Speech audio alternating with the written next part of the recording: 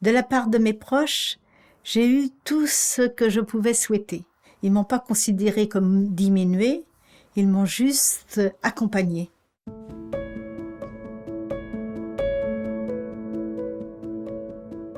Je m'appelle Jeanne, j'ai 78 ans, j'ai été professeure de biologie et depuis 2003, je suis atteinte de DMLA.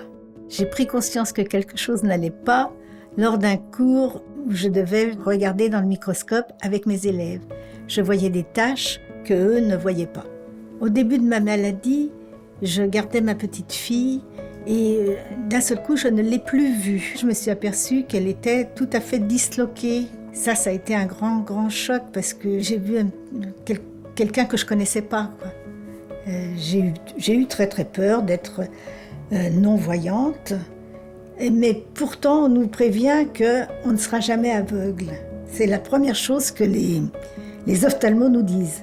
Pour résumer mes symptômes, je ne peux plus voir de ligne droite, tout est ondulé. J'ai des difficultés aussi pour apprécier le relief des marches, par exemple.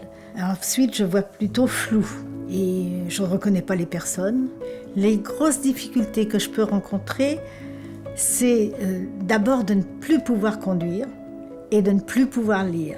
J'aide Jeanne en particulier pour l'emmener en voiture dans les endroits où elle ne peut pas aller toute seule. Quand on marche ensemble dans la rue, je la déplace ou je passe devant pour lui signaler des irrégularités du trottoir, par exemple. Avec Jeanne, nous aimons beaucoup voyager. On a été aux Baléares, nous sommes allés l'année dernière en Roumanie, et donc je l'accompagne. Là, je vais certainement l'aider pour les documents de passeport, puisqu'on doit partir aux États-Unis. Le soutien de ma famille et de mon compagnon, ça a été d'abord un rôle moral. Je ne me suis jamais sentie seule ou abandonnée. Avec ma petite fille, l'aînée, à un moment, les rôles se sont inversés. Elle m'a dit « Maintenant, c'est moi qui te garde ». Ça m'a fait beaucoup plaisir. Je trouve que Jeanne est très forte face à cette maladie et que cette force a dû contribuer non seulement à la stabilisation de cette maladie, et même de reprogresser. On me dit que je progresse, et c'est vrai, mais en fait, c'est que j'ai pris l'habitude de moins bien voir. Je vois certainement moins bien, mais je regarde mieux. Dans ma vie aujourd'hui, je me sens bien. J'ai des amies malvoyantes qui ne sortent pas, qui sont isolées, qui ont perdu beaucoup d'autonomie parce qu'elles ont peur. Et moi, j'ai vaincu cette peur-là, sans doute grâce à mon entourage, je dois le signaler.